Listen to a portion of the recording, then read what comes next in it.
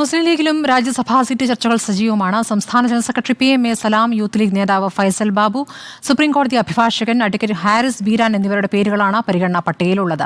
India മുന്നണിയുടെ സാധ്യത മങ്ങിയതോടെ PK Kunhalikutty രാജ്യസഭയിലേക്ക് എത്താനുള്ള സാധ്യതയില്ലാതായി. ജൂലൈയിൽ ഒഴിവ് വരുന്ന ഒരു സീറ്റ് മുസ്ലിം ലീഗിനെന്ന UDF-ലെ ധാരണയ്ക്കു പിന്നാലെയാണ് രാജ്യസഭയിലേക്ക് ആരെ അയക്കുമെന്ന കാര്യത്തിൽ ലീഗിൽ സജീവ ചർച്ച. PMA സലാമിനെയും ഫൈസൽ ബാബുവിനെയും കൂടാതെ സുപ്രീം കോടതി അഭിഭാഷകൻ അഡ്വക്കേറ്റ് ഹാരിസ് ബീരാനും ഇപ്പോൾ പട്ടികയിൽ ഇടം പിടിച്ചിട്ടുണ്ട്. ഇക്കാര്യത്തിൽ പാണക്കാട് സാദിഖ് അലി ശിഹാബ് തങ്ങൾ തീരുമാനമെടുക്കുമെന്ന് PK കുഞ്ഞാലിക്കുട്ടി പറഞ്ഞു. അതൊന്നും എന്റെ പരിധിയിൽ വരുന്ന കാര്യമല്ല, അത് തങ്ങൾ പറയേണ്ട കാര്യമാണ്. ഞങ്ങളത് സംബന്ധിച്ചുള്ള ആലോചന അജണ്ട ഒക്കെ വന്നതിന് ശേഷം ആ കാര്യം പറയാം. മുൻ അഡീഷണൽ അഡ്വക്കേറ്റ് ജനറൽ VK ബീരാന്റെ മകനും മുൻ മന്ത്രി VK ഇബ്രാഹിം കുഞ്ഞിന്റെ ജ്യേഷ്ഠ സഹോദരനുമാണ് ഹാരിസ് ബീരാൻ. KMCC ഡൽഹി പ്രസിഡന്റ് കൂടിയായ ഹാരിസ് ബീരാനാണ് സുപ്രീം കോടതിയിൽ ലീഗിന്റെ എല്ലാ കേസുകളും കൈകാര്യം ചെയ്യുന്നത്. ഹാരിസിനെ രാജ്യസഭയിലേക്ക് അയക്കുന്നത് പാർട്ടിക്ക് ദേശീയ തലത്തിൽ ഗുണം ചെയ്യുമെന്നാണ് ഒരു വിഭാഗത്തിന്റെ വാദം.